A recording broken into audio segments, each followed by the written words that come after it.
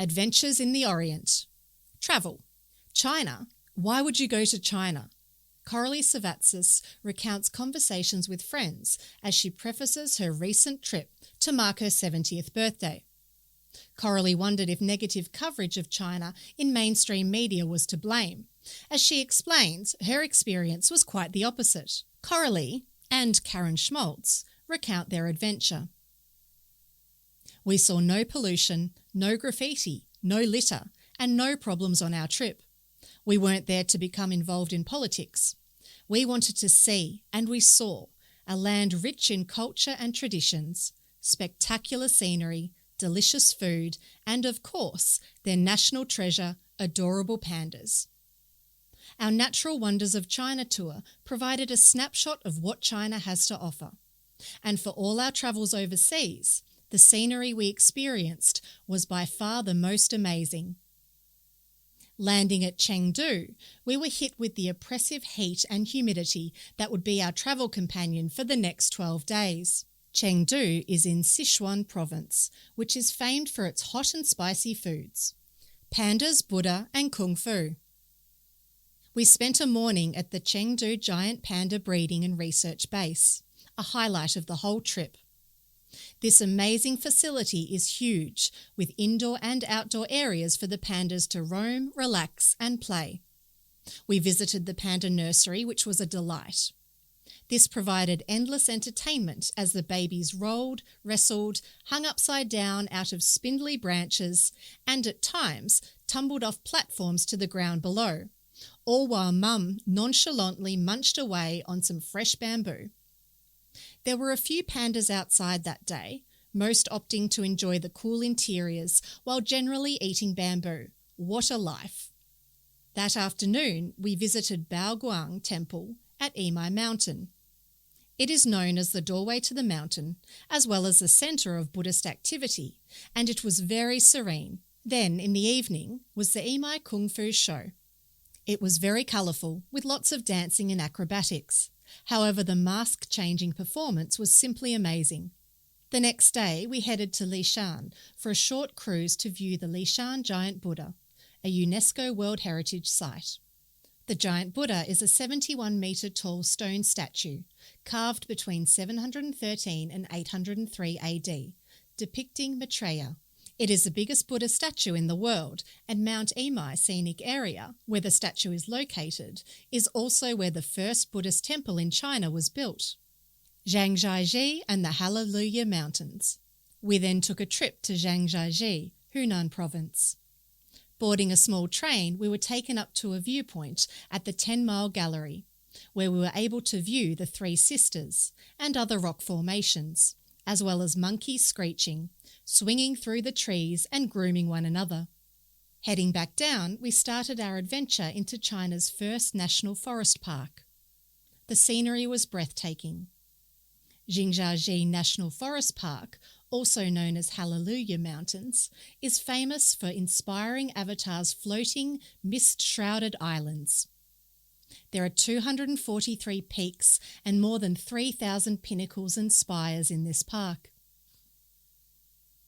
Every which way you look, a new, more spectacular scene is awaiting. To hike to the top of one of the sandstone pillars that add to the beauty of the region is a 2-hour journey.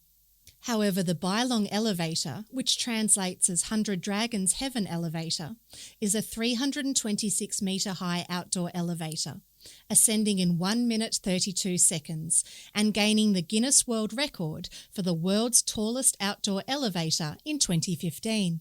The next day, we were confronted by the Zhangjiajie Glass Bridge.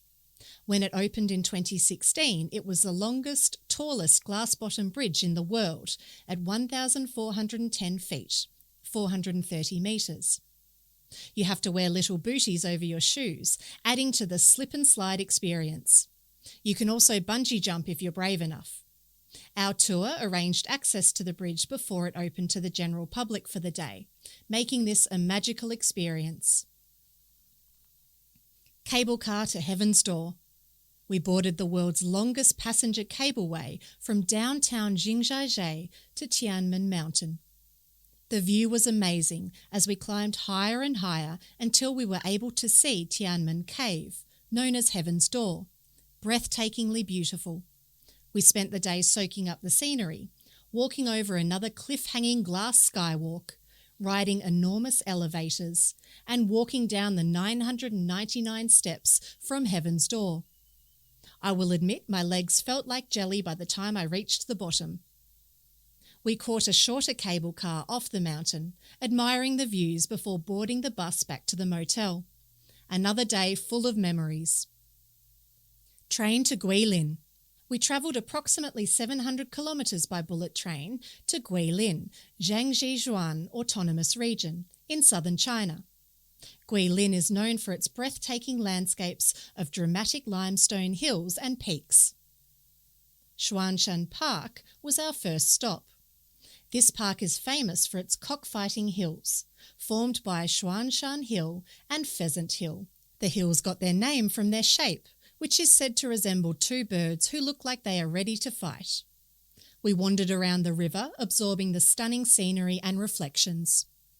Women were in the park dancing and doing Tai Chi. Our next stop, Reed Flute Cave, is a stunning natural attraction featuring stalactites and stalagmites. These caves were used as an underground bunker for locals during World War II. They are now illuminated by vibrant colours to enhance their natural beauty. Venturing out of the caves, we were confronted by a tropical downpour. Then in the afternoon, we made our way down to the waterfront and Elephant Trunk Hill, the symbol of the city of Guilin. That evening, we took a night cruise along the scenic water loop, consisting of 2 rivers and 4 lakes that enclose downtown Guilin. This was beautiful. There were dances along the way, cormorant fishermen, and light shows. A gorgeous evening. For our final day, we visited Fuli Ancient Town in Yangshuo County. This quaint 800-year-old town on the Li River is famed for its fan making. The little alleyways really transport you back in time. Misty rain started to fall as we boarded our rafts for a gentle cruise along the Li River. The river is used by fishermen and farmers and still plays a vital role in the locals' lives. Surrounded by stunning limestone formations that fade into the distance, you feel like you have become part of a traditional Chinese painting. The misty rain only added to this romantic experience. Amazing sights were seen, history was learned, delicious new foods were tried, memories were created, and friendships were made. A trip that will long be remembered. The cliché is true. You can begin a journey as strangers and end up as friends. We did.